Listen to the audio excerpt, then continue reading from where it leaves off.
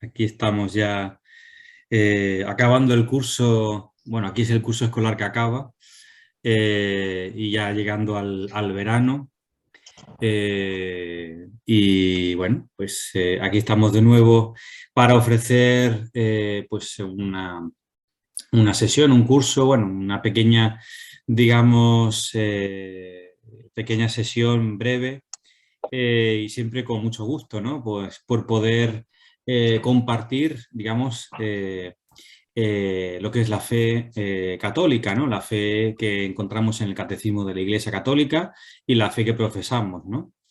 Y bueno, pues digamos, agradecido de nuevo de la invitación para poder estar aquí con ustedes y bueno, dispuestos a poder hablar de estos temas que son tan importantes y al mismo tiempo un poco, a veces un poco dejados, ¿no? Digamos, de la predicación sobre todo.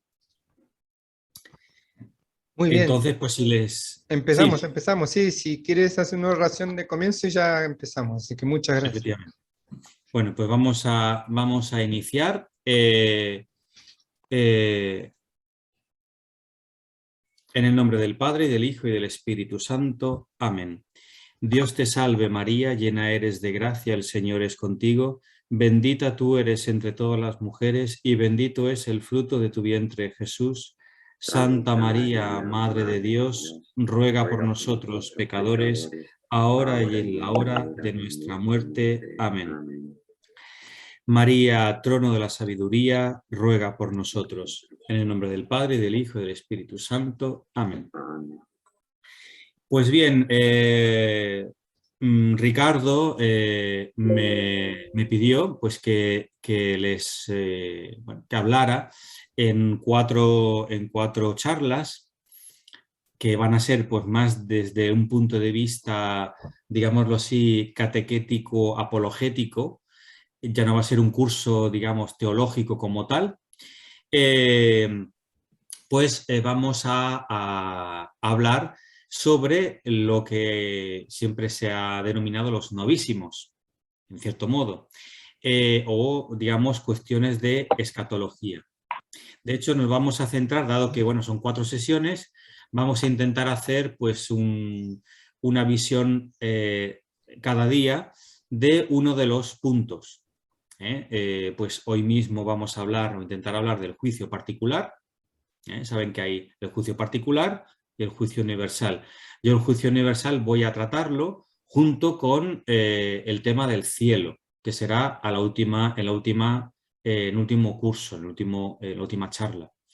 Dios mediante, la semana que viene hablaremos del purgatorio y en la siguiente semana pues hablaremos del infierno.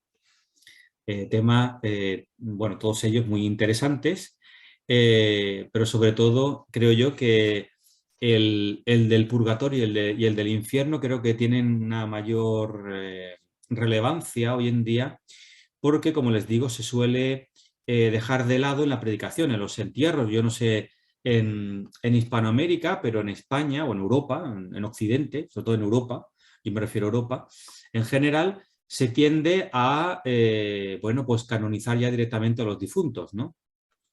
Lo cual me parece, pues, ya dice el Concilio de Trento que, ¿cómo decir?, ya asegurar que estamos predestinados a algo, al cielo, decir, pues es un poco arriesgado, ¿no?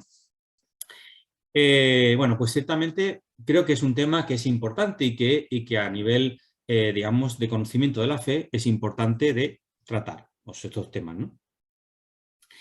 Y claro, digamos que el preámbulo o el principio o la puerta de entrada, digámoslo así, de las cuestiones de escatología es precisamente la muerte.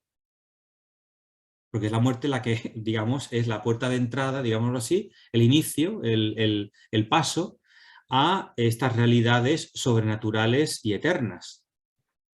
Bien. Ciertamente que la muerte para nosotros representa o conlleva una serie de sentimientos que están a veces enfrentados y son contradictorios.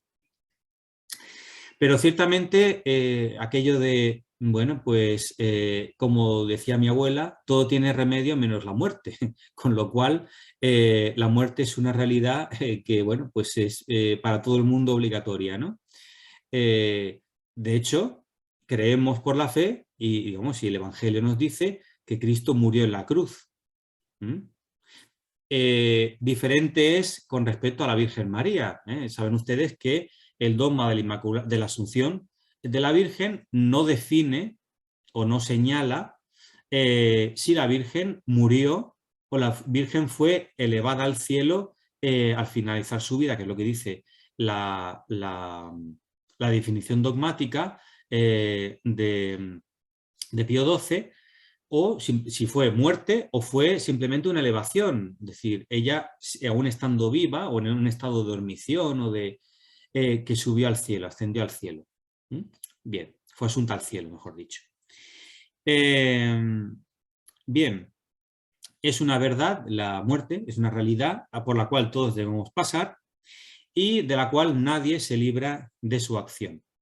Como ustedes a lo mejor han visto alguna vez en estas pinturas más antiguas, es decir, el barroco y sobre todo del tiempo gótico, del arte gótico, quiere decir, sobre todo aquí bueno, donde digamos, se construyeron iglesias y donde se desarrolló el arte gótico, el arte románico incluso, pues vemos bien la muerte llevando a todos hacia, bueno, pues a cada uno hacia donde tiene que ir.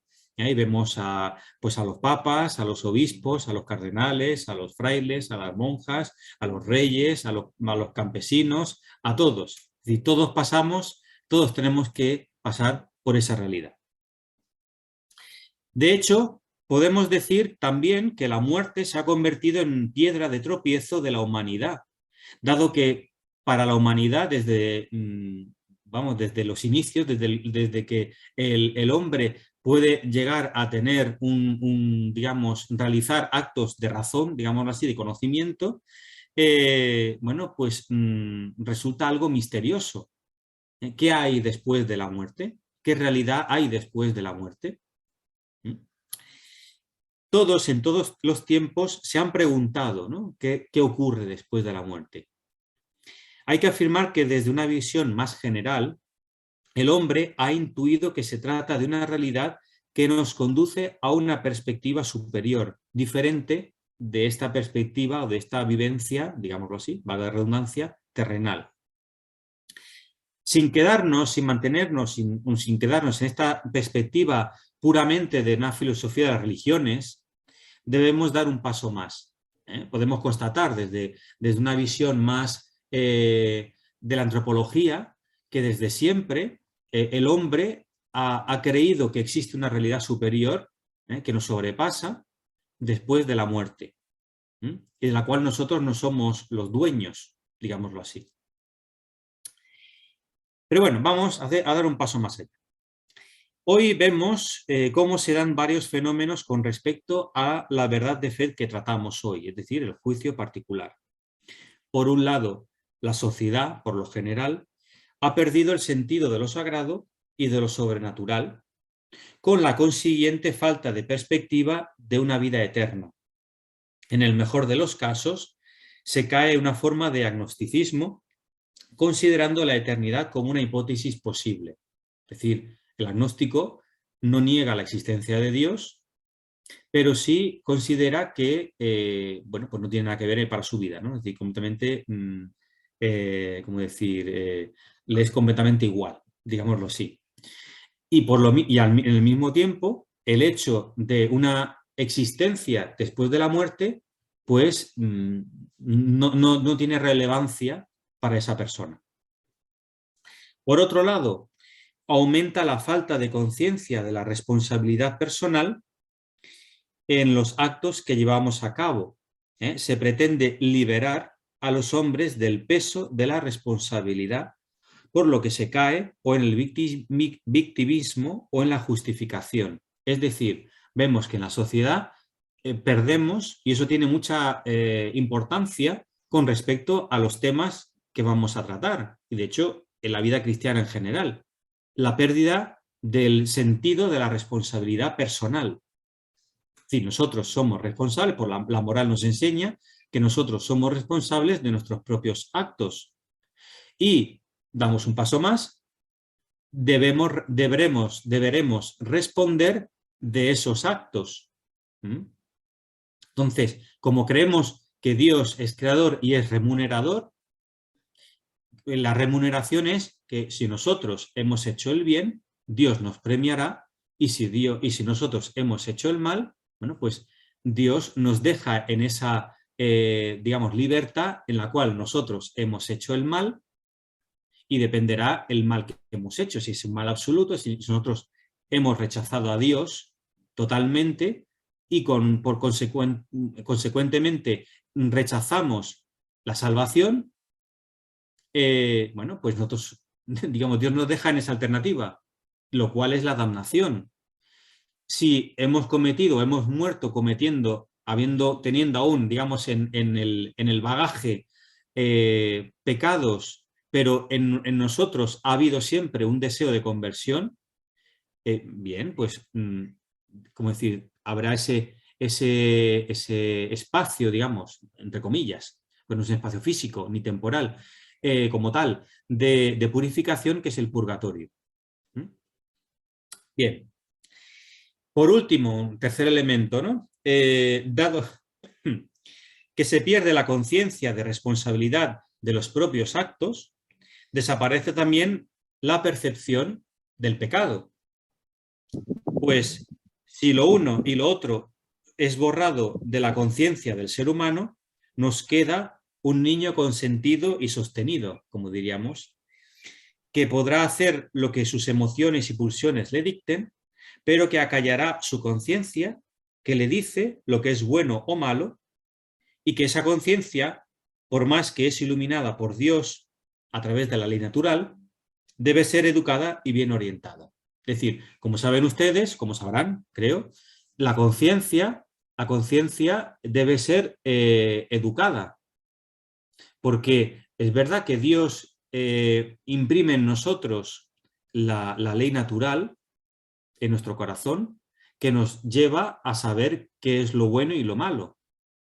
Pero ciertamente puede haber conciencias que están erradas porque no han recibido un buen ejemplo. Y por más que Dios haya puesto en ese alma, en esa persona, en ese corazón, en esa persona, bueno, pues la ley natural, ¿cómo decir? Puede haber una desviación.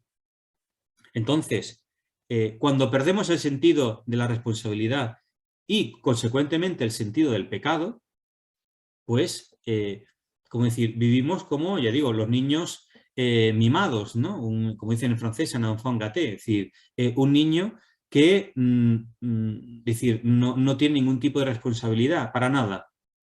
Y, por ejemplo, yo no sé, repito, no sé si ustedes en Hispanoamérica, aquí en España, por ejemplo, se está llevando a cabo y va a entrar en vigor una ley educativa que precisamente lleva directamente a eso, a una pérdida de la responsabilidad, a todos los niveles, lo cual va a llevar a grandes desastres a nivel, digamos, de sociedad.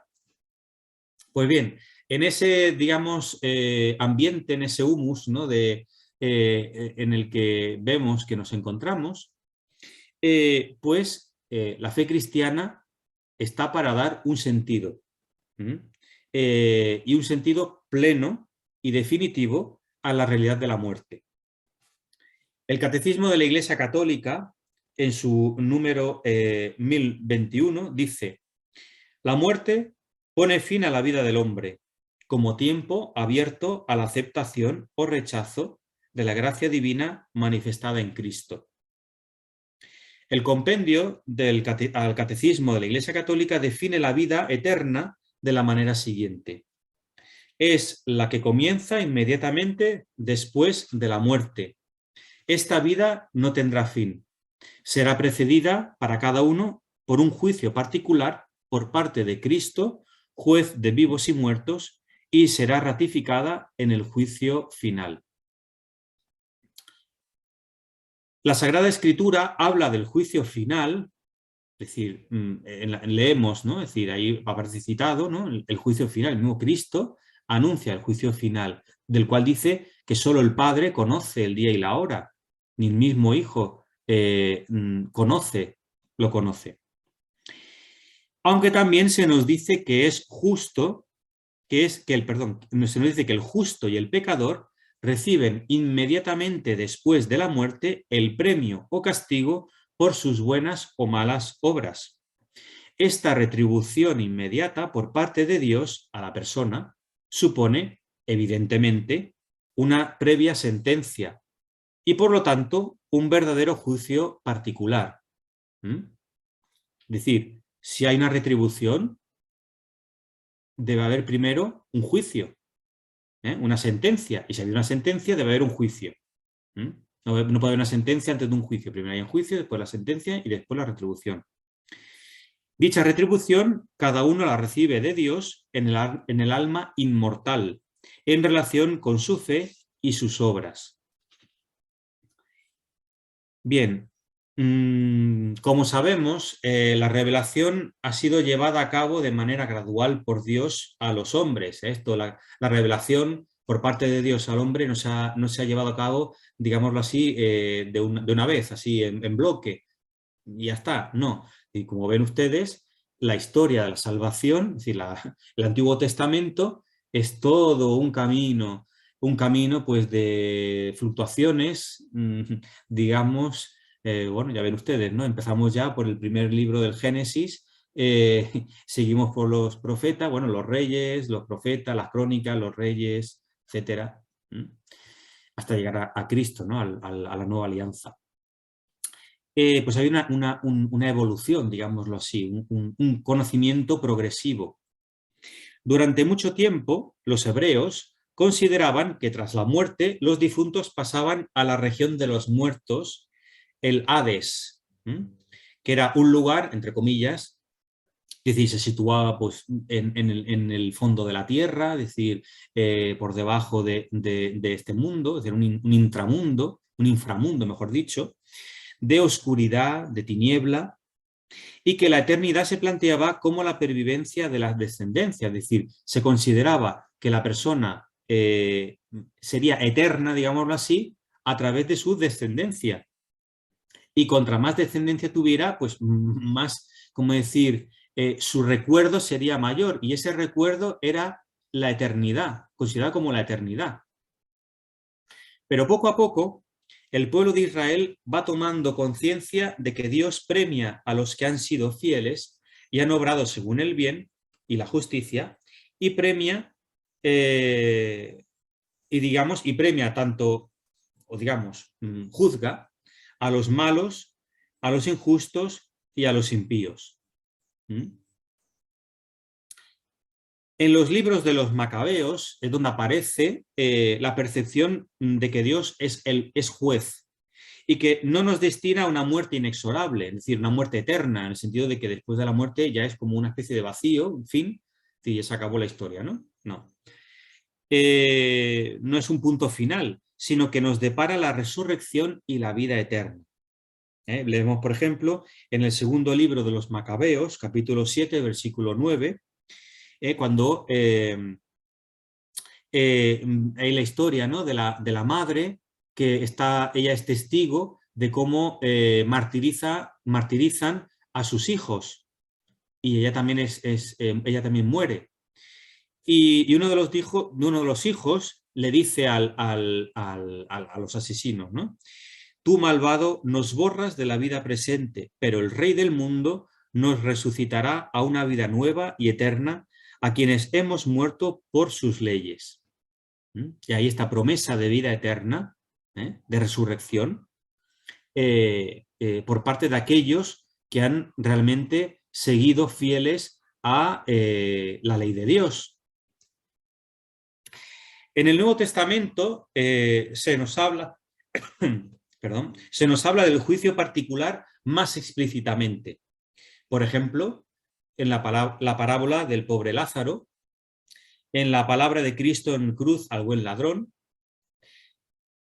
En el primero de los textos, Cristo disipa el error de los saduceos, que, como saben ustedes, negaban la vida eterna y la resurrección de la carne. De hecho, en la lectura de la epístola de ayer, creo que es, San Pablo, que es juzgado, bueno, pues es llevado al tribunal y en ese momento él se da cuenta de que hay fariseos y saduceos.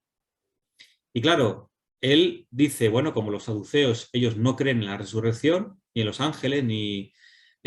bueno, pues entonces los voy a enfrentar con los fariseos. Entonces él dice, ¿no? Reclama a los fariseos que él es juzgado por la vida eterna, por la resurrección. Claro, ahí se lió pues un pitote en el tribunal y bueno, pues ahí San Pablo pues, se quedó así como de espectador, ¿no? Viendo cómo los otros se mataban a palos. Entonces, bueno, pues los saduceos, ellos no creían en nada de eso. En la parábola se muestra, como decimos, tanto la existencia de una vida eterna tras esta terrena y la muerte, como la realidad de una retribución según nuestra fe y nuestros actos, como se ha dicho anteriormente. En el segundo de los textos, es decir, Cristo en la cruz prometiéndole el paraíso al buen ladrón, contemplamos a Jesús en la cruz y los ladrones que han sido crucificados junto a él, uno de ellos burlándose, ¿no? de Cristo. El otro recrimina sus palabras diciendo que Cristo es inocente, mientras que ellos se merecen el castigo. La invocación del buen ladrón, Jesús, acuérdate de mí cuando llegues a tu reino, es ya una confesión de fe en la vida eterna y en el juicio de Cristo sobre nosotros una vez muertos. Y podríamos decir, es un acto de contrición, es una palabra de conversión por parte del buen ladrón, que le permite su entrada en el reino. De hecho, el cardenal Journet decía, ¿no?, que hasta el asesino, el peor maleante, la peor persona que ha podido haber sobre la capa de la tierra, si en el segundo mismo antes de su muerte, una persona que ha rechazado a Dios, que ha vivido una vida en contra de la iglesia, perseguidor, etc. Si en el instante previo de su muerte, por acción de la gracia, se convierte y confiesa a Dios y pide perdón, Dios le perdonará sus pecados y como no dejará que vaya al infierno. Es decir, la acogerá con él en su reino. Hasta el último instante. Y es lo que decía al principio. La vida es ese campo de juego en el cual nosotros nos jugamos precisamente nuestra vida eterna. Bien, por otro lado, ya hablamos del Evangelio, en las epístolas de San Pablo encontramos la siguiente descripción del juicio particular. Lo encontramos en la primera carta a los Corintios, capítulo 4, versículos 3 a 4. Poco me importa ser juzgado por vosotros o por un tribunal humano. Ni siquiera yo mismo me juzgo, pues, aunque en nada me remuerde la conciencia, no por eso quedo justificado. Quien me juzga es el Señor. Seguidamente nos instruye San Pablo en el juicio universal. Por tanto, no juzguéis nada antes de tiempo, hasta que venga el Señor. Él iluminará lo oculto de las tinieblas y pondrá de manifiesto las intenciones de los corazones. Entonces, cada uno recibirá de parte de Dios, la alabanza de vida. Ciertamente, hay una distinción entre el juicio particular que, digámoslo así, se llevaría a cabo justo después de nuestra muerte, y el juicio universal, que sería en la segunda venida de Cristo. Cada hombre es una persona particular y un miembro de todo el género humano, por lo cual ha de ser sometido a un doble juicio, uno privado y en particular, que sufrirá inmediatamente, como digo, ¿no?, después de la muerte, para recibir el premio o castigo que merezca por su conducta mientras vivió en su cuerpo. En otras palabras, cada hombre, tras su muerte, recibe en su alma inmortal su retribución eterna en un juicio particular que refiere su vida a Cristo, bien a través de una purificación, bien para entrar inmediatamente en la bienaventuranza del cielo, bien para condenarse inmediatamente para siempre. Como lo describirá San Juan de la Cruz, cito, ya supongo que habrán escuchado, a la tarde te examinarán en el amor. Esto encontramos en los avisos y sentencias. Ciertamente, cuando hablamos, y hablaremos en el caso del infierno, de la damnación, claro, podríamos decir, bien, pues Dios predestina al infierno. Y eso es lo que un poco creen los protestantes. Pero ciertamente nosotros decimos que no, y el Concilio de Trento lo dice. Nosotros, y el concilio creo que es también de Orange, allá por el siglo VI, define que no es posible que seamos predestinados al infierno, porque el infierno precisamente es la privación de la bienaventuranza. Y Dios no nos puede privar precisamente de ese bien último, que es el fin de todo hombre. Natural, naturalmente, en el sentido de que se acepta o no se acepta, ahí está la cuestión. Sino que es precisamente la damnación, es el hecho de que la persona en su libertad ha rechazado a Dios. Hasta el último, digamos, y una vez, hasta el momento de su muerte, en plena conciencia de que él está rechazando a Dios. Con lo cual, no es Dios el que lo tira al infierno, digámoslo así, no lo coge de los pelos y lo lanza al infierno, sino que es él mismo el que en su libertad ha decidido eso, y es un misterio, pero es una realidad. Bien, por otro lado, podríamos objetar a la existencia de un juicio particular que Dios no necesita nada de ello, dado que conoce de manera inmediata todas nuestras actuaciones, ¿no? Pensamientos, pasados, presentes, futuros, e incluso los que virtualmente podríamos haber producido. Pero a esto habría que responder que, dado que Dios nos ha creado como seres libres, con una conciencia, una voluntad y una inteligencia, no podría menos que hacernos ver todo lo hecho u omitido para que nuestro actuar nos juzgue a nosotros mismos, podríamos decir. De hecho, es un poco lo que yo decía a los niños de catequesis cuando les hablaba de estas cuestiones. Yo les decía que el juicio particular es como un espejo. Nosotros no nos vemos la cara. Ahora yo sí veo mi cara porque hay una cámara que está tomando mi imagen y yo puedo verla, y ustedes pueden hacer lo mismo con su imagen. Pero en nuestra vida, generalmente nosotros no vemos. Entonces, en un espejo nosotros no nos vemos, no vemos nuestro rostro. Yo no puedo verme el rostro sin una, digamos, un artilugio, digámoslo así, que me reenvíe mi imagen.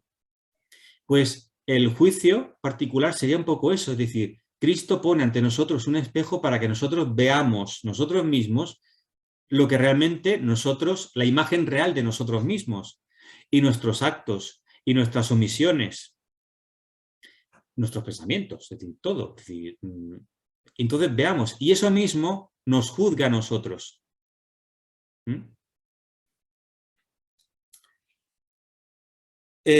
Por otro lado, podemos señalar además que el juicio particular es una consecuencia, si se me permite la expresión, de nuestra responsabilidad en los actos. Somos seres racionales con capacidad para realizar actos libres y, por lo tanto, responsables de dichos actos. Y es por ello por lo que Dios debe juzgarnos en un juicio particular por los propios pecados y por todo nuestro actuar u omisión durante nuestra vida eterna. Y es realmente esa la realidad de del hecho de nuestro juicio particular, al cual seremos sometidos todos también. Entonces, claro, uno podría pensar, bueno, pues hay que tener miedo, ¿no? Es decir, hay que temblar, porque, pero claro, precisamente ahí está la cuestión de la vida cristiana. La vida cristiana, bueno, pues está, o esta existencia, ¿no? Esta vida sobre la tierra, pues está precisamente pues para vivir este combate del cristiano, en el cual Dios nos ofrece toda una serie de armas, de herramientas.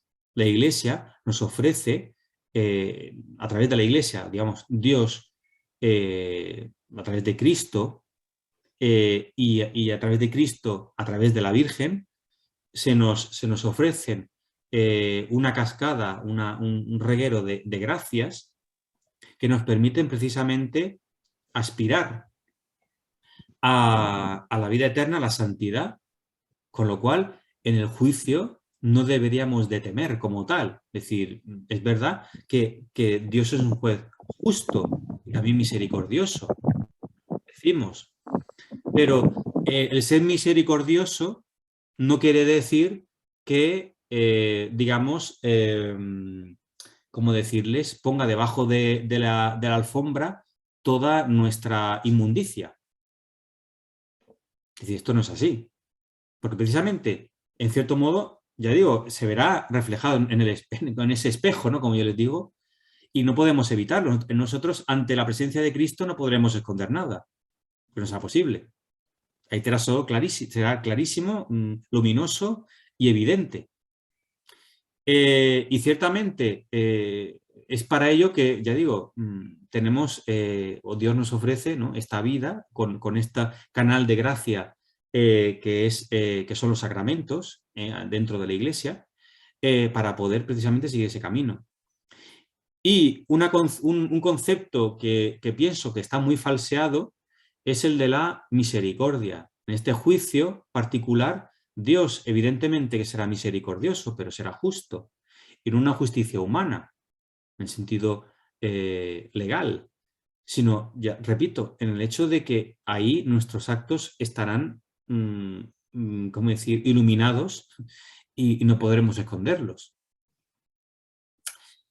Bien, pues esto es un poco lo que yo quería compartir con ustedes sobre el juicio particular.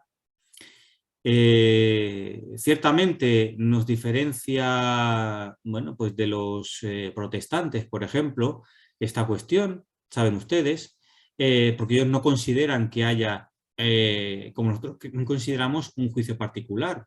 Para ellos hay una predestinación a la cual, bueno, pues unos están predestinados a la vida eterna y otros están predestinados a la condenación, lo cual me parece representar un Dios precisamente poco misericordioso, es decir, que en esta vida en la que nosotros podemos, bueno, en cierto modo actuar. Y es el hecho de las obras, ¿no? Es decir, está la fe, y está la gracia, pero también están las obras. Las obras lo que nosotros podemos realizar para, digamos, entre comillas, colaborar para nuestra salvación, pero siempre llevado por la gracia, sostenido por la gracia. Nosotros no somos pelagianos, que consideramos que por nuestro propio esfuerzo podemos, digamos, sudar aquí para poder llegar a la santidad, a la vida eterna, sino que es llevados por la gracia, conducidos por la gracia, es decir, bueno, pues Dios nos ofrece las gracias necesarias para poder vencer al pecado, por ejemplo. Entonces, si nosotros esa solicitación, esa ayuda de la gracia la rechazamos y caemos en el pecado, bueno, pues Dios nos da la oportunidad, Dios nos sigue tendiendo la mano a través de la confesión para volver a retomar ese estado de gracia que habíamos perdido por el pecado. Pero claro, para un protestante, pues esto no es así.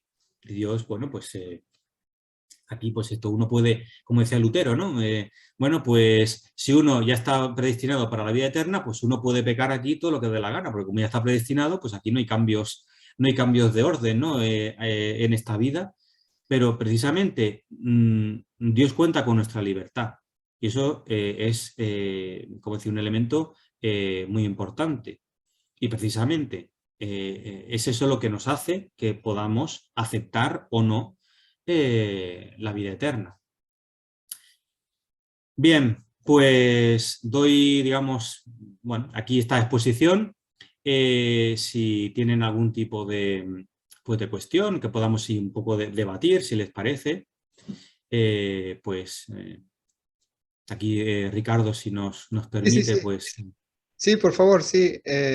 Si alguien desea hacer alguna pregunta, claro, ahí Joseph en el chat ponía, Sí. bueno, padre, enhorabuena, gracias por compartirnos su conocimiento. Tengo una duda. ¿Qué le podemos decir a aquellos católicos que cuando alguien fallece, se Sí. encierra a decir que ya se fue al cielo? Bien, es precisamente lo que yo decía al principio, es decir, yo he visto, bueno, he oído, mejor dicho, en entierros, incluso entierros de frailes, decir, bueno, nuestro hermano tal está en el cielo. Y claro, uno dice, bueno, ¿y usted qué sabe? Es decir, ¿a usted alguien le ha dicho que está en el cielo? Vamos a ver. Es decir, bueno, esa persona tendrá que purgar sus pecados, evidentemente, y a lo mejor, bueno, pues murió habiendo confesado antes, justo antes de morir, en ese sentido, bueno, pues a lo mejor pues Dios lo conduce directamente porque no tenía ningún pecado, ninguna mancha de pecado. Eh, pero eso depende, eso es una cuestión de Dios.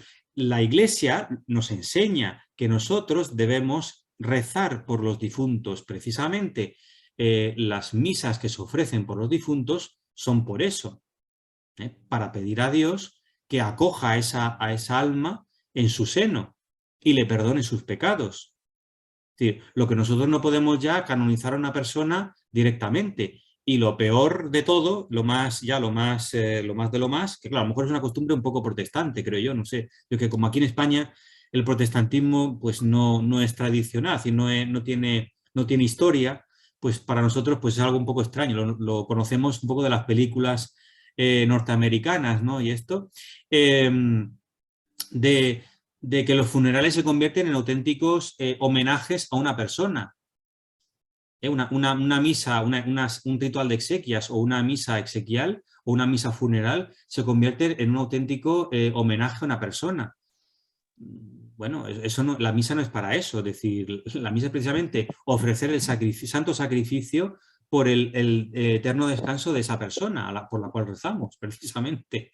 Entonces, bueno, está bien que podamos poner una foto, pero bueno, si hacemos discursos de que este era muy bueno y cuando me ayudó a arreglar una bici y cuando él no sé qué, es decir, es que no tiene ningún sentido eso, ¿no? Para Dios eso, bueno, no sé, hay cuestiones más importantes, ¿no? Claro, No sé claro. si es la cuestión. Luego había otra pregunta, sí. Eh, en la antigüedad dice no se permitía incinerar a los Incinerar. difuntos, es algo que parte de la Sí, tradición de la iglesia, enterrar a los muertos. sí, efectivamente. Precisamente, digámoslo así, hoy se ha convertido en en una práctica bastante, Moderna. bueno, más o menos habitual. Bueno, digámoslo así, que la Iglesia ha tenido que, bueno, lo ha aceptado en el sentido de que sí se le da un sentido realmente cristiano, porque, bueno, las cenizas siguen siendo, bueno, pues es el cuerpo que ha sido incinerado. Sí, bueno, pues de una manera o de otra, el cuerpo, cuando es enterrado, pues ya saben ustedes que el cuerpo, el alma no, el alma es inmortal, pero el cuerpo sufre de las leyes digamos, de la naturaleza, entonces se pudre. Es decir, el cuerpo dentro del ataúd, bueno, pasa un tiempo y el cuerpo y se deshace y se descompone y luego se reduce bueno, a muy Polvo poca eres y materia. polvo volverás. Sí. Efectivamente. Entonces, el Papa Francisco hace ya, creo que fue hace un par o tres de años, dijo, decir, bueno, a través de creo que fue a través de la congregación, no sé si de la doctrina de la fe o del culto divino, señaló, digamos, de unas pautas de cómo realizar este tipo digamos, cómo hacer en estos casos. Y como saben ustedes, en muchos casos las cenizas de un difunto pues se tiraban en cualquier sitio, es decir, pues en el mar, en una montaña, no sé dónde. Es decir, en mi adolescencia tengo la experiencia de haber visto en el pueblo de mi madre, que es un pueblo costero, en la playa, haber lanzado las cenizas de un difunto de ahí del pueblo al mar supuestamente, claro, estaban en la playa y de golpe venir una racha de viento contrario, es decir, hacia el interior, y la gente llenarse de las cenizas del difunto, ¿no? Entonces, pero bueno, es por el decoro, es decir, el respeto precisamente por esa persona. Sí, no, es decir, uno tira al mar y se lo comen los pescados. Entonces, bueno, no sé, ciertamente no sé qué decir. Eh, o tenerlo en casa. El Santo Padre decía que no se podían guardar en una casa particular. Si usted tiene una chimenea, y encima de la chimenea tienen una vasija donde dentro están los restos de su abuela. Es decir, esto no es posible. ¿Por qué? Porque la Iglesia, es decir, desde su inicio, ha considerado que los difuntos deben de estar en un lugar, que es el campo santo, los campos santos, es decir, los cementerios, que son bendecidos normalmente, y se bendice la tumba o el nicho, esperando precisamente la resurrección.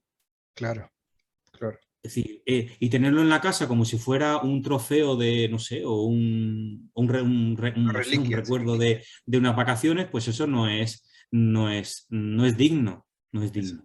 eso. Otra pregunta, por ahí dice la diferencia entre agnóstico y gnóstico. Justamente Sí, la A es la falta de lo otro, ¿no? efectivamente, es decir, el gnosticismo era digamos, un movimiento sectario dentro del cristianismo primitivo, que digamos que estaba emparentado con, digamos, con ciertas religiones mistéricas y orientales, y que es completamente extraño a la fe cristiana, el gnosticismo. De hecho, o ciertos postulados o ciertos principios del gnosticismo pasaron, como a lo mejor ustedes habrán estudiado, a las herejías, a la herejía cátara. A los cátaros en el siglo XII-XIII, aquí en Europa, sobre todo en el sur de Francia, y en el norte de España, y en Italia también, hubo ahí un gran movimiento en los cátaros, los albigenses, los bogomilos, que tenían elementos del catarismo, es decir, bueno, de ser iniciados, el gnosticismo se basaba que ellos creían en un Dios bueno y en un Dios malo, es decir, el Dios bueno habría creado todo lo espiritual y el Dios malo habría creado todo lo material, es decir, el cuerpo. Hay un rechazo hacia lo corpóreo. Bueno, un poco así. Y el agnosticismo es esa, digamos, corriente de pensamiento, digamos, que se emparenta con algo, digamos, más o menos religioso, que sería el hecho de ni se pone en duda, es decir, no se niega la existencia de Dios, pero tampoco hay una creencia firme. Es decir, simplemente es una indiferencia, una forma de indiferencia religiosa. ¿Mm?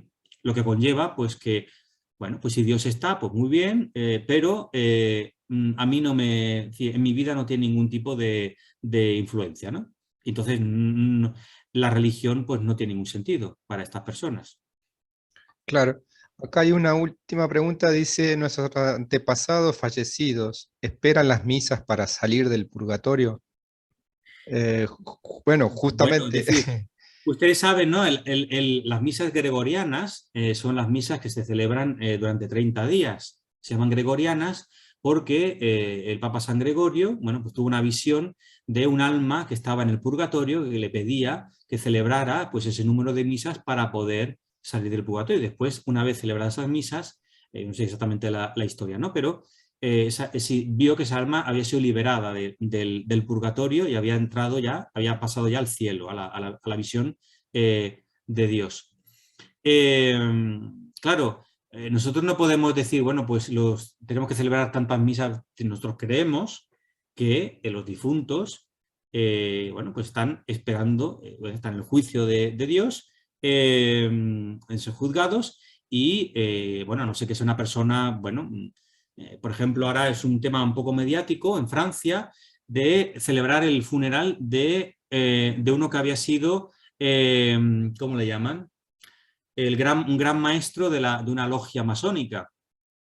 Y van a celebrar, creo que es, pues no sé si es hoy, precisamente, uno de estos días, un viernes de estos, en una iglesia, la iglesia Saint-Eustache en París, un funeral, una misa funeral. Claro, la iglesia dice claramente, habla claramente, bueno, a veces ha parecido un poquito no muy clara, ¿no? Pero bueno, es clara en estas cuestiones. Considera que la masonería es una corriente de pensamiento que es contraria a la fe cristiana, con lo cual uno puede llevar una conclusión. Pero cuando sabemos que una persona, bueno, vive una vida, bueno, más o menos, se ha podido decir que no ha cometido aquello de decir actos de barbarie o no ha rechazado a Dios hasta el último momento, pero bueno, es decir, lo ponemos en manos de Dios. Entonces, podemos celebrar esas misas, es decir, es verdad que la Iglesia siempre ha considerado que estas misas gregorianas se pueden celebrar misas de aniversario, por ejemplo, aquí en Galicia es muy de costumbre celebrar misas de aniversario, pero, ¿cómo decir? El hecho de que esas almas, digamos, si salgan del purgatorio es algo por parte de Dios. Nosotros lo que nos queda es pedir por ellos en la oración cotidiana y en la Santa Misa, en el sacrificio de la Santa Misa, que se ofrece por el descanso eterno de esas personas, ¿no? Pero bueno, en cierto modo, lo que nuestros antepasados, nuestros fieles difuntos, lo que esperan es que nosotros pidamos por ellos. Y eso sí que lo puedo asegurar. Muy bien. Dice, ya no se velan a nuestros familiares fallecidos, deberíamos hacer el velatorio. Bueno, por ejemplo, aquí en Galicia, en la región donde estoy, esta costumbre se sigue manteniendo y generalmente en España se sigue manteniendo mucho el tema del velatorio, es decir, de velar al difunto, digamos, el día previo, por lo menos, desde que muere hasta que es enterrado, se le vela. Y aquí en Galicia, en ciertos lugares, incluso es, vamos, de costumbre, tradición de rezar el Santo Rosario para aplicarlo por esta persona también, en el mismo velatorio. Claro. Eh, No sé si Bueno, hay alguna pregunta más. ahí estamos. Seguiremos el próximo viernes con el tema del purgatorio. Del purgatorio, efectivamente, sí. Ah, efectivamente. Bueno, muy bien. E invitarlos al viernes que viene a la misma hora. Pueden usar este mismo acceso de Zoom para acceder a la clase en vivo. Recuerden, esta clase luego quedará grabada en el canal de YouTube de Salve María.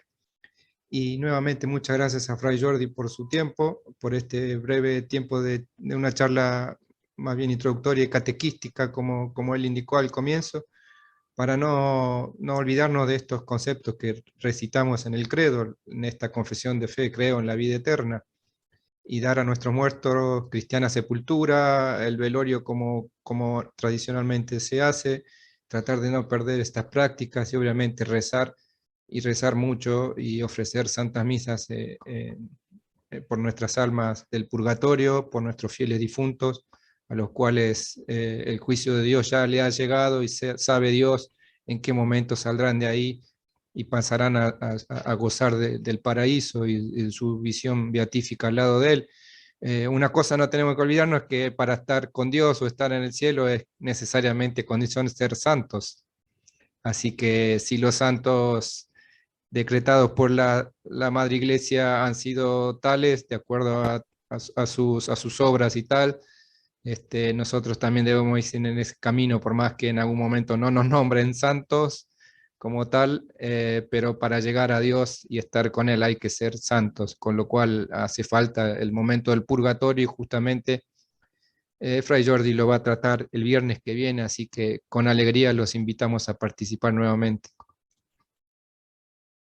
Muchas gracias a todos por su atención y Dios mediante, pues hasta el próximo viernes. Muchas gracias. A ustedes. Muchas gracias.